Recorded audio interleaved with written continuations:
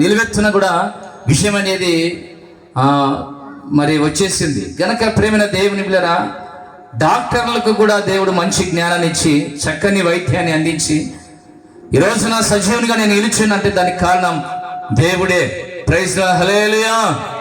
మరి ఆ సమయంలో నా తల్లిదండ్రులు కూడా వారు హిందుత్వంలో ఉన్నగానే అన్నగారికి, తర్వాత ప్రసాద్ అన్న మా బావ, ఎదిద్య, ముగ్గురు కూడా ఉన్నప్పుడు వీరే నన్ను కర్నూలు కూడా తీసుకొని పోవడం జరిగింది. ఆటోలో నిద్రపోతే కోమాలకి వెళ్ళిపోతాడు. నంద్యాలలో ప్రభుత్వ ఆసుపత్రిలో చెప్పారు, ఇక మా వల్ల కాదు ట్రీట్మెంట్ ఇవ్వడం, మీరు ఇమీడియట్గా కర్నూలుకు తీసుకొని పోవాలన్నారు. వారితో చెప్పిన మాట మా తల్లిదండ్రులు, అన్న జానన్న, ఒకవేళ మా వాడు బ్రతికితే నీ దగ్గర సేవకు సమర్పిస్తాంలే అని చెప్పారు. ఒకవేళ ఆ దేవుడు ఆ మాటను జ్ఞాపం చేసుకున్నాడేమో ఈ రోజున నేను సజీవునిగా నా దేవుని దయలో నిలిచి ఉన్నా. హల్లెలూయా. మరి ప్రేమైన దేవుని మీద సమయము తక్కువగా ఉంది కనుక కొన్ని మాటలు నేను చెప్తాను. పరిశుద్ధ బైబిల్ గ్రంథాల నుంచి మీరు చూడండి. దేవుడు పిలుస్తున్నది, సమస్త జనులారా నా యొద్దకు రండి, నేనేం చేస్తా, మీకు విశ్రాంతిని ఇస్తా. ఈ రోజున చాలా మంది కూడా మోయలేని భారాన్ని మోస్తున్నారు, మోయలేని చెప్పుకోలేని గుండె నిండా భారాన్ని కలిగి ఎవరికి చెప్పినా తీర్చలేరు, ఎవరికి చెప్పుకుందామా ఒకవేళ అవమానం చెందుతామేమన్నట్టుగా ఎవరికి తలలో ఉన్న భారాన్ని, గుండెలో దాచుకున్న భారాన్ని ఇతరులకు పంచుకోలేని కొన్ని సందర్భాలలో మనం చూస్తూ ఉన్నాం.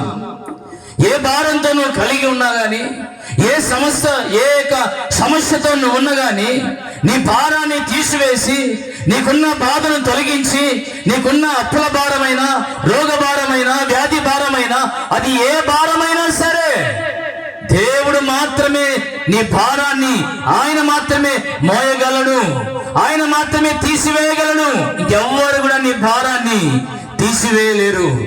నీకున్న వ్యాధి కావచ్చు, నీకున్న సమస్య కావచ్చు, నీకున్న కష్ట కన్నీళ్లు కావచ్చు, ఎవరైనా విడిపిస్తారు, ఎవరు తొలగిస్తారు, ఎవరు తీసివేస్తారు, ఎవరు నీకు విశ్రాంతిని ఇస్తారు? ప్రపంచంలో ఎక్కడ వెతికినా గానీ, ఏ మనిషిని అడిగినా గానీ, నాలో ఉన్న భారాన్ని, నాలో ఉన్న సమస్యను కాస్త నువ్వు పంచుకుంటావంటే నీ భారాన్ని మోయలేదు. అవునా? నీ సమస్యని నీ భార్య మోయలేదు, నీ భారాన్ని నువ్వు మోసుకో అంటారు. అందుకే దైవసేవ కూడా పాట పాడినాడు, ఏమని, నా గుండె నాలో మండుచున్నది, నేను ధ్యానించు చున్నగా వేదన కలిగేను ఆత్మల కొరక. ఏంటికంట?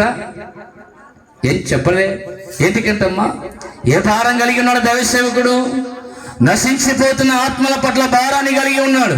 ఈ రోజున దేవుడు మాలో, మా గుండెలో ఒక భారాన్ని పెట్టాడు, ఒక బాధ్యతని ఇచ్చాడు. కనుకనే ఈ రోజున ఈ పాణ్యములో ఈ రీతిగా ఈ 2 రోజుల సభలు పెట్టడానికి దేవుడు గుండెలో భారం పెట్టాడు. కనుకనే ఈ రోజున మీ మధ్యన ఈ స్వార్థ కూడికను ప్రకటించబడుతూ ఉంది. చాలా మంది అనుకున్నారు మాకు మాత్రం కాదులేండి, ఆ చుట్టుపక్కల ఉన్న ఆ యొక్క ఇరు పొరుగు ఉన్న వారికేనేమో ఆ స్వార్థ కూడిక, ఆ పక్కనే ఉన్న వారికి ఏమనుకుంటున్నారు, ఇది సమస్త జనులకని వారికి అర్థం కావట్లేదు.